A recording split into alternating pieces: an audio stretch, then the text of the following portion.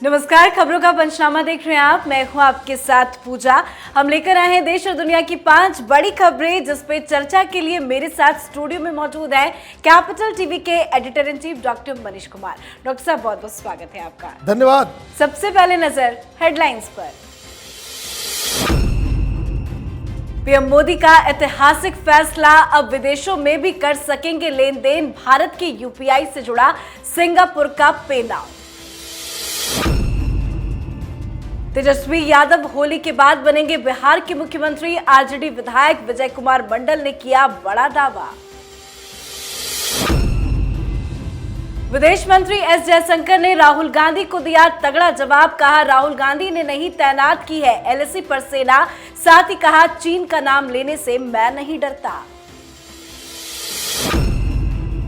Supreme court पहुंची तीर कमान की लड़ाई। उद्धव ठाकरे की याचिका पर कल होगी अहम सुनवाई। साथ ही आज फिर उद्धव को लगा बड़ा झटका। महाराष्ट्र के बाद दिल्ली में भी शिंदे का शिवसेना ऑफिस में कब्जा। ट्रिपल तलाक के बचाव में उतरे केरल के सीएम। 3 तलाक कानून पर बीजेपी पर बोला हमला। कहा, सिर्फ मुसलमान के लिए ही ये अपराध क्यों।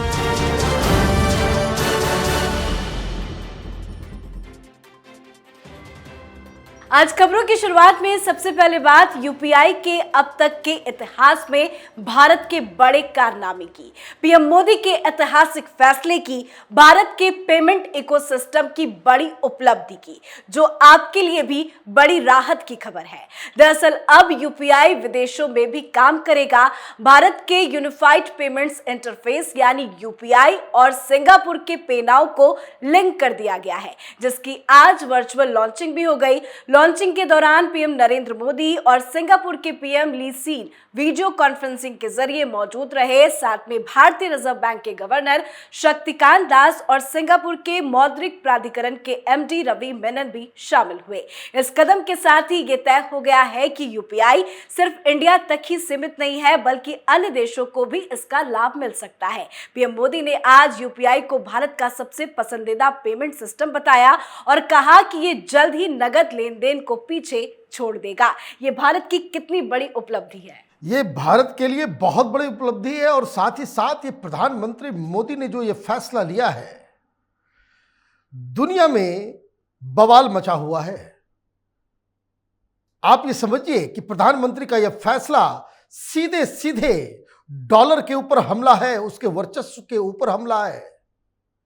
दो देशों के बीच जब भी कोई व्यापार होता है तो ज्यादातर वो डॉलर में होता है और यही डॉलर इंटरनेशनल ट्रेड का सबसे बड़ा, जिसको कह सकते हैं, हथियार है, जो अमेरिका के पास है। उसके जरिए ही पूरी दुनिया को वो कंट्रोल करता है।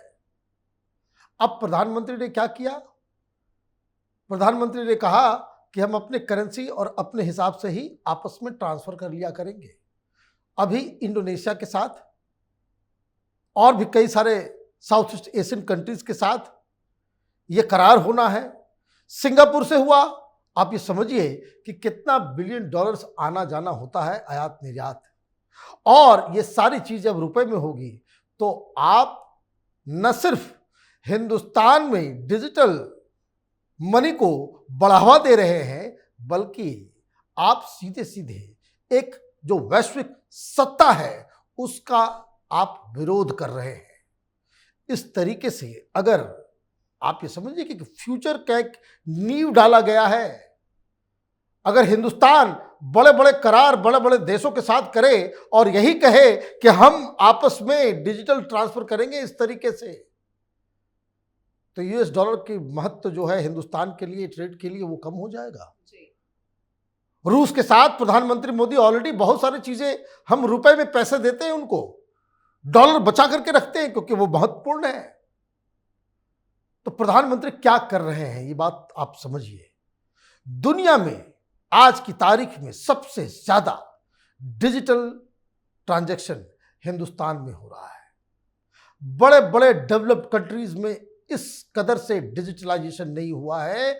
और ये सिर्फ पैसे को लेन देन करने की चीज नहीं है।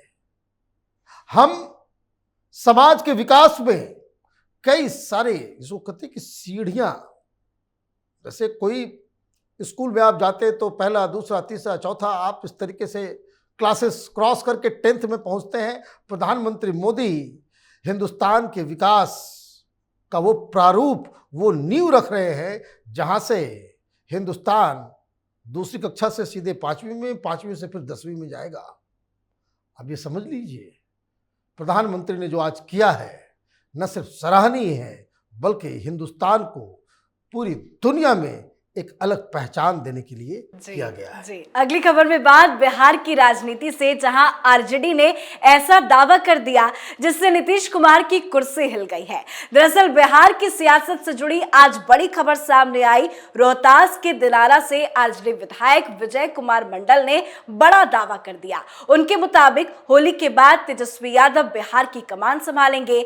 विजय कुमार मंडल के अनुसार मार्च में सीएम नीतीश कुमार तेजस्वी यादव को प्रभार सौंप देंगे। उन्होंने ये भी कहा कि 2025 तो दूर है, कुछ दिनों में ही बड़ा बदलाव होगा। उन्होंने आगे कहा कि बिहार के लोग चाहते हैं कि अगले महीना ही तेजस्वी बिहार के मुख्यमंत्री बने और सीएम नीतीश कुमार देश के प्रधानमंत्री पद के उम्मीदवार के तौर पर आगे बढ़े। इस दावे में कितना दम है? देखिए, आप ये समझिए कहां प्रधानमंत्री देश को आगे ले जाने के लिए क्या क्या कर रहे हैं, और ये सब मुख्यमंत्री कौन बनेगा आपस में लड़ झगड़ रहे हैं। बिहार की चिंता तक नहीं है इन लोगों की। और ये जो बयान दिया गया है, ये कोई ऐसे ही दिया गया बयान नहीं है। It's a well crafted strategy. कुछ दिन पहले लगातार दबाव में थे नीतीश कुमार, क्योंकि उपेंद्र कुशवाहा ये पूछ रहे थे डील क्या हुआ आरजेडी के साथ, बताओ, क्योंकि जनता बड़ी परेशान है, जेडीयू के नेता परेशान हैं, कार्यकर्ता बिल्कुल दिग्भ्रमित हो गए हैं, क्योंकि उनको लग रहा है कि नीतीश कुमार तेजस्वी यादव को लीडरशिप सौंपने वाले हैं। पार्टी हमारी और लीडर किसी और पार्टी का होगा, ये कैसे संभव है? और जब ये चल ही रहा था तो लगातार आप देखिए किसी भी आरजेडी के लीडर के खिलाफ कोई कार्रवाई नहीं हुई। जिन लोगों ने नीतीश कुमार को गालियां दी, वो बैठे बैठे इरिटेट कर रहे हैं नीतीश कुमार को, तेजस्वी यादव। अब ये सब कुछ चल रहा था तो बयान आ गया कि भाई नीतीश कुमार ने डील की है, तो इसके ऊपर सुधाकर सिंह ने फिर जुबान खोली। पहले उनको बताया गया था कि भाई इस तरह से नीतीश के ऊपर अटैक नहीं करना है, लेकिन फिर उन्होंने अटैक कर दिया। उन्होंने कहा कि भाई प्रधानमंत्री बनने नहीं जाएंगे, एक काम कीजिए, उनको यूएन का जनरल सेक्रेटरी बना दिया जाए। बताइए।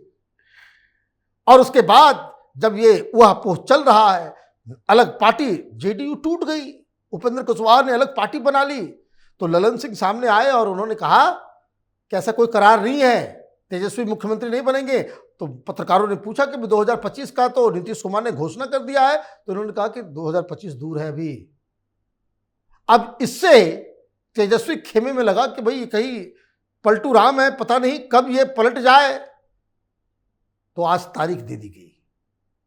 ये जो विजय कुमार यादव मंडल की तरफ से जो बयान दिया गया है, ये तेजस्वी के द्वारा दिलवाया गया है। अब होली के बाद, बिहार में कहते हैं कि फगुआ के बाद नीतीश कुमार का फैसला होगा, और जिस हिसाब से तेजस्वी यादव दबाव डाल रहे हैं, नीतीश कुमार को अपनी कुर्सी गंवानी होगी और जेडीयू को तबाह करने का पूरा श्रेय नीतीश कुमार के सिर पे जाएगा। जी। अब बात फ्रंट फुट पर आए विदेश मंत्री एस जयशंकर की। विदेश मंत्री इन दिनों विपक्षियों को करारा जवाब दे रहे हैं। इसी कड़ी में विदेश मंत्री ने चीन से सीमा विवाद के मुद्दे पर कांग्रेस के आरोपों पर पलटवार किया है। राहुल गांधी का नाम लेकर कड़ा प्रहार किया है। दरअसल एक इंटरव्यू के दौरान उन्होंने कहा कि एलएसी पर आज तक के इतिहास की सबसे बड़ी सेना की तैनाती की गई है। इस सेना को प्रधानमंत्री नरेंद्र मोदी ने ही भेजा है, ना कि राहुल गांधी ने। इंटरव्यू में जब एस जयशंकर से पूछा गया कि कांग्रेस आरोप लगाती है कि आप और पीएम मोदी चीन का नाम लेने से डरते हैं, इस पर जयशंकर ने कहा CHINA, मैं चीन का नाम ले रहा हूं। तो राहुल के चीन से डरने वाले बयान पर जयशंकर ने कड़ा प्रहार किया है। अब राहुल गांधी कुछ कह पाएंगे क्या? देखिए, ये तो बहुत ही अन्याय आप करते हो भाई। कहां जयशंकर साहब और कहां ये राहुल गांधी कोई मैच है? आमने सामने बिठा दिया जाए तो एक यूनिवर्सिटी का वाइस चांसलर नजर आएगा और दूसरा क्लास 3 का पढ़ने वाला एक स्टूडेंट। दोनों के एक्यूमेंट में, कैलिबर में, क्वालिटी में और एक्सपीरियंस में आसमान जमीन का फर्क है। लेकिन सवाल है दूसरा, अचानक से विदेश मंत्री जी को क्यों आना पड़ा? विदेश मंत्री जी सब छोटे मोटे चीजों के ऊपर डील नहीं करते, उनका एक अलग पूरी दुनिया में पहचान है। तो मुझे लग रहा है कि ये इसलिए लाया गया है कि राहुल गांधी का ये तो फेल हो गया, भारत जोड़ो यात्रा कुछ हासिल नहीं कर पाए। इसलिए हासिल नहीं कर पाए क्योंकि इनके ही समर्थित चैनलों में सर्वे आ गया, पॉपुलैरिटी जो इनकी भारत जोड़ो यात्रा से पहले थी उससे भी घट गई, कांग्रेस पार्टी की सीटें भी डाउन हो गई। ये कांग्रेस को समर्थन करने वाले चैनल एंकर और सर्वे एजेंसियां, उनका रिपोर्ट है। तो अब खबर ये आई है कि वो लंदन जा रहे हैं, फिर वहां से और भी कुछ देश पे जाएंगे। अब ये अपना इंटरनेशनल इमेज बिल्डिंग के एक नए अध्याय को शुरू करने वाले हैं। तो भारतीय जनता पार्टी तो तुम डाल डाल तो हम पात पात, तो ये सारी चीजें उसी के लिए हो रही है। एक बात।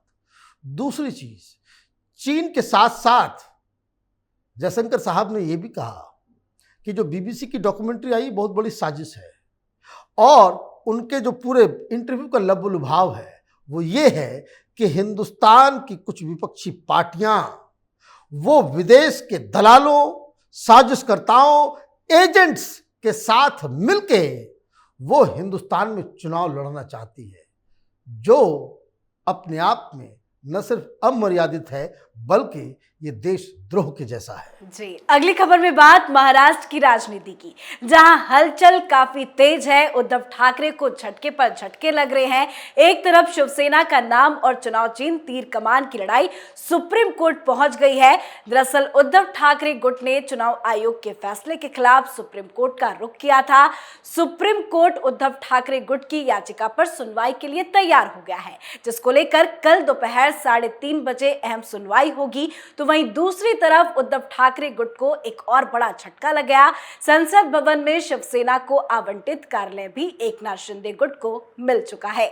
आखिरी आज सुप्रीम कोर्ट से है, क्या होगा? देखिए, कुछ नहीं होने वाला, ये और भी बहुत कुछ लूज करने वाले हैं।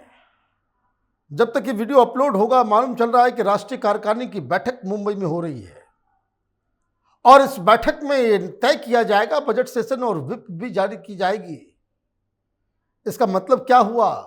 इसका मतलब ये हुआ कि ये जो अभी बजट सेशन शुरू होगा महाराष्ट्र की असेंबली में, जो 8, 10, 12 जो बचे हुए विधायक हैं, इंक्लूडिंग आदित्य ठाकरे, अगर वो इस व्हिप का उल्लंघन करेंगे, सरकार के खिलाफ एक शब्द बोलेंगे, तो उनकी सदस्यता भी जाएगी, ये एमएलए भी नहीं रह पाएंगे। और इसका नतीजा ये होने वाला है कि कोई भी विधायक अपनी विधायकी नहीं छोड़ना चाहता। तो होगा क्या? होगा यही कि कई सारे और भी जो बचे खुचे लोग जो उद्धव ठाकरे के साथ हैं, वो भी पहुंच जाएंगे शिंदे के गुट में। दूसरा, पार्लियामेंट शुरू होगा, व्हिप जारी होगा, तो राज्यसभा और लोकसभा के अंदर जो पार्टी है उसके जो लोग 5-6 जो बचे हुए विधायक सांसद हैं जो उद्धव ठाकरे के साथ हैं, उनको भी शिंदे गुट के साथ हाँ में हाँ मिलाना पड़ेगा, नहीं तो सदस्यता जाएगी। ये संजय राउत क्या करेंगे? संजय राउत तो बड़ी बड़ी बातें कर रहे हैं। जब व्हिप जारी हो जाएगा तो क्या ये शिंदे गुट से अलग कोई काम करेंगे? अलग करेंगे तो दिल्ली में वो घर भी जाएगा, दिल्ली में उनका जो सांसदीय जो सदस्यता है वो भी जाए, सब कुछ। He is on losing स्प्री। कोई चीज क्यों? यही दंभ, यही अहंकार। मैं बार बार कह रहा हूं, उद्धव ठाकरे के लिए सबसे बेहतर सॉल्यूशन यही है कि इनको शिंदे गुट के साथ कॉम्प्रोमाइज कर लेना चाहिए। कि छोड़ो, हो गई गलती, अब मिलजुल करके शिवसेना चलाते हैं, मैं या मेरे परिवार से कोई व्यक्ति डे टू डे राजनीति में दखल नहीं करेगा, तो यह मसला शांत हो सकता है।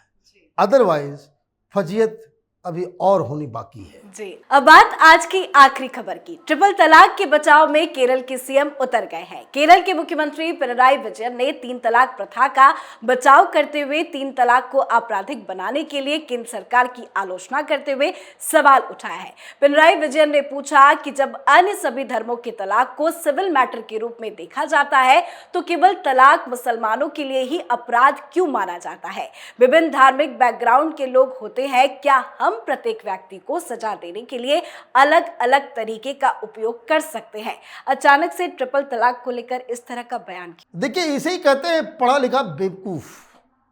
ये सवाल पूछ रहे हैं कि भाई ट्रिपल तलाक में मुसलमानों को ही क्यों सजा मिलती है, बाकी धर्म वालों को क्यों नहीं आप क्रिमिनलाइज करते हैं? तलाक तो हर जगह होता है। अरे भाई, आप ही सवाल भी पूछ रहे हो, आप जवाब भी दे रहे हो, फिर भी ये बेवकूफ़ी कर रहे हो। बाकी धर्मों में तलाक होता है, ये सिविल मैटर है, लेकिन ट्रिपल तलाक सिर्फ मुसलमानों में है, बाकी किसी और धर्म में ट्रिपल तलाक है। व्हाट्सएप पे तलाक तलाक तलाक लिख करके भेज दिया, घर के अंदर घुसे, छोटी मोटी झगड़ा हुआ, आपने तलाक तलाक तलाक कर दिया। आप बाजार चल रहे हो, मॉल में आपको पसंद नहीं आया, कुछ सामान वो खरीदना चाह रही है, वहीं पे तलाक तलाक तलाक। भाई डिक्रिमिनलाइज हुआ, ये बकवास, ये इंस्टेंट तलाक, ये तलाक तलाक तलाक जो है, इसे तो बहुत सारे मुस्लिम मुल्कों में भी इसे बना दिया गया है क्रिमिनलाइज। तो बड़ा आप अजीबोगरीब सवाल पूछ रहे हो। क्या चाहते हो? क्या वामपंथी ये मुसलमान बन गए हैं क्या? अचानक से इनको धर्म में आस्था आ गई है क्या? कुरान और सुन्नत की कसमें खाने लग गए हिंदुस्तान के वामपंथी, तमाशा बना करके रखा हुआ है। भाई आपको शर्म नहीं आती? आप तो कहते हो कोई धर्म हमारे लिए होता ही नहीं, हम तो बिल्कुल कानून के हिसाब से चलेंगे। ये कैसा कानून है कि आप मुस्लिम बच्चियों के लिए, मुस्लिम महिलाओं के लिए अलग कानून रखो कि जिसको जब मन जो आए तलाक करके घर से खदेड़ के बाहर कर दे उसको, वो बेचारी असहाय हो जाए। वोट बैंक की राजनीति में इतना भी ज्यादा इसको नग्नता दिखाने की आवश्यकता नहीं है। वामपंथी ये तो भ्रष्ट होते ही हैं, ये हिपोक्रिट्स तो होते ही हैं, लेकिन एक मुख्यमंत्री के रूप में आपका ये बयान कंडेम करने लायक भी नहीं, घृणा करने लायक है। जी, बहुत बहुत धन्यवाद बातचीत के लिए। धन्यवाद। खबरों का पंचनामा में आज के लिए फिलहाल इतना ही। देश विदेश की बाकी खबरों और उनके सटीक एनालिसिस के लिए देखते रहिए कैपिटल टीवी। हमें लाइक कीजिए, शेयर कीजिए और कैपिटल टीवी को सब्सक्राइब कीजिए। नमस्कार।